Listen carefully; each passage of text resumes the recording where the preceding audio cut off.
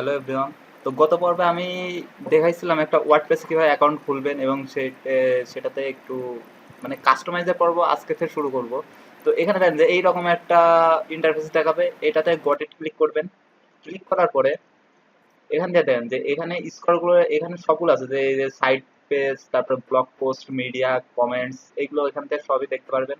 তো এখান থেকে যাবেন থিমসে, কারণ আমরা তো এখন একটা থিমস নিই নাই। সো থিমসটা তো কাস্টমাইজ করার জন্য যে কোনো একটা থিমস চুজ করতে হবে। তো এখান থেকে দেখেন আপনি অনেক রকমের থিমস পাবেন। তো আপনি কোন ধরনের ওয়েবসাইট ডেভেলপ করতে চাচ্ছেন এর উপরে ভিত্তি করে আপনি যে কোনো একটা থিমস চুজ করবেন। তো এখান থেকে দেখেন যে এই যে ফ্রি যেগুলো আছে এইগুলোর ভিতর থেকে নেওয়ার চেষ্টা করবেন। তো এইগুলো দেন যে একটা ডলার দেয়, এগুলো কিন্তু ফ্রি না।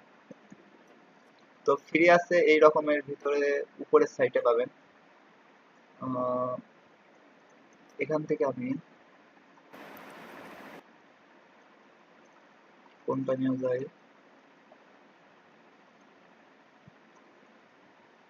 ওকে আমি এইটা আপাতত নিচ্ছি। এই যেটা চুজ করবেন সেটা দেখার জন্য যে থ্রি ডটে ক্লিক করবেন।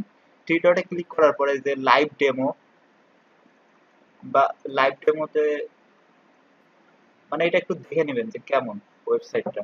দেন এই ওয়েবসাইটটা হচ্ছে এই রকম দেখাবে ইন্টারফেসটা, যদি আপনি ডেভেলপ করেন তো এইরকম দেখাবে। ওকে আমরা এটাই চুজ করি। তাহলে এখান থেকে দেখেন যে ট্রাই টু কাস্টমাইজ, অ্যাক্টিভে ক্লিক করবেন।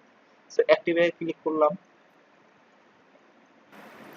ওকে, তারপর কাস্টমাইজ সাইট এখানে ক্লিক করলাম।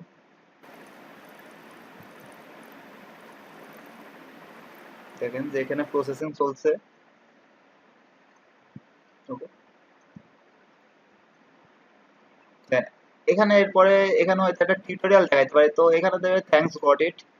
ওকে, আমাদের এখন এই থিমসটা চুজ করা হয়ে গেছে। এরপর থেকে আমরা কাস্টমাইজ করা শুরু করব, এটাতে কিভাবে কাস্টমাইজ করব কিংবা কিভাবে আরো টেক্সট এডিটর এগুলো অ্যাড করতে হবে এগুলো দেখানো। ওকে, থ্যাংক ইউ এভরিওয়ান, টিউটোরিয়াল পর্যন্ত ছিল।